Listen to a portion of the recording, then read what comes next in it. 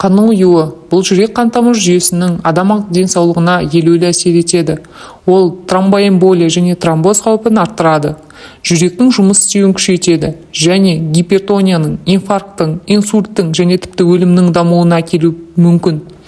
Дұрыс тамақтану және қанды табиғи түрде сұйылтатын тағамдар бұл жағдайдың алдын алуға көмектеседі. Барлығына сәлем, достар. Бүгін біздің каналда қанның ұюын қалыптыға келтіретін және қан ұйғыштықтың пайда болуының қаупін азайтуға көмектесетін өнімдер туралы айтып береміз. Сондықтан бұл бейнеде сіз таңғы ас, түскі ас және кешкі асқа дұрыс тамақтану туралы кеңестер білесіз. Сондықтан да видеоны соңына дейін көріп, каналға жазылуыңызды сұраймын. Алдын ала рахмет. Қанның ұюы көбіне ағзадағы проблемалар туралы сигнал береді. Гипервитаминоз, стресстің әсері, жүрек және қан тамыр аурулары, органдар мен тіндердің жасушашілік аштықтары. Қанның ұюы негізгі себептері дұрыс тамақтанбау және гиподинамия болып келеді. Адам ағзасына қажетсіз заттарды тұтыну, фастфудтар, майлы тағамдар адам денсаулығына қан түсінен ақ белгілі болады.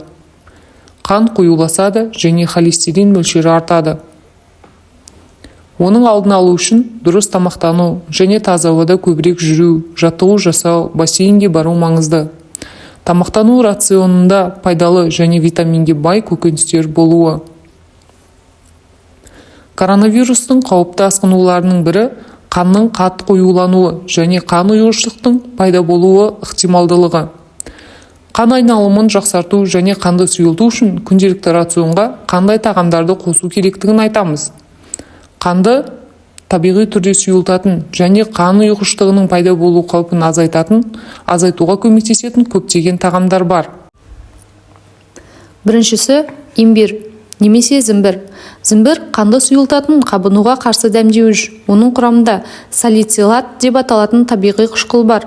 Қанды сұйылту үшін қабылдау ұсынылатын аспирин салицилаттың синтетикалық туындысы болып табылады. Табиғи салицилаттың антикоагулянттық әсері үшін сіз үнемі жаңа піскен немесе кептірілген зімбірді жеуге болады.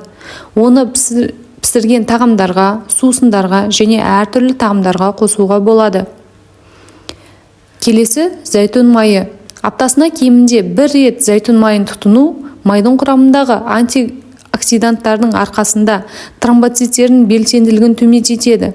Зерттеулер көрсеткендей, құрамында фенолдық заттары көп болатын тың емес зәйтүн майын тұтынатын адамдарда қанның ұйғыштығының деңгейі төмен.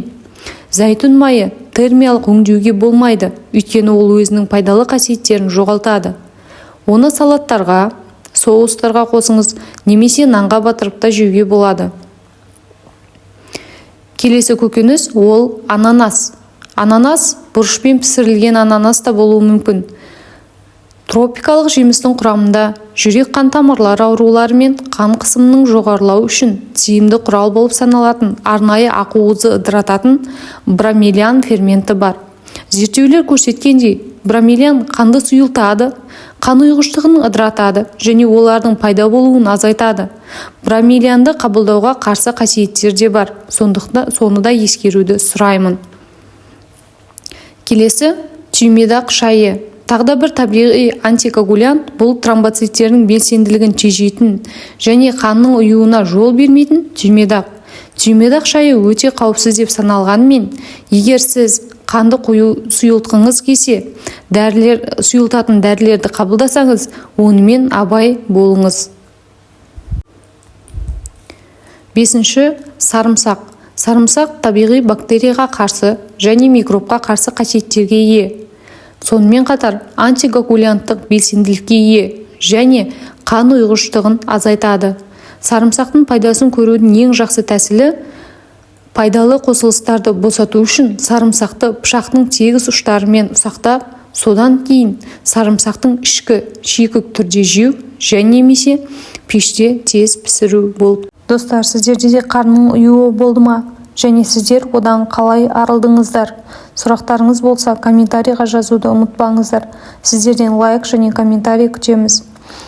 Арнамызға жазылуды ұмытпаңыздар және туысқандарыңызбен бөлісуді ұмытпаңыздар. Рахмет, сау болыңыздар. Пайдалы болды деп ойлаймын.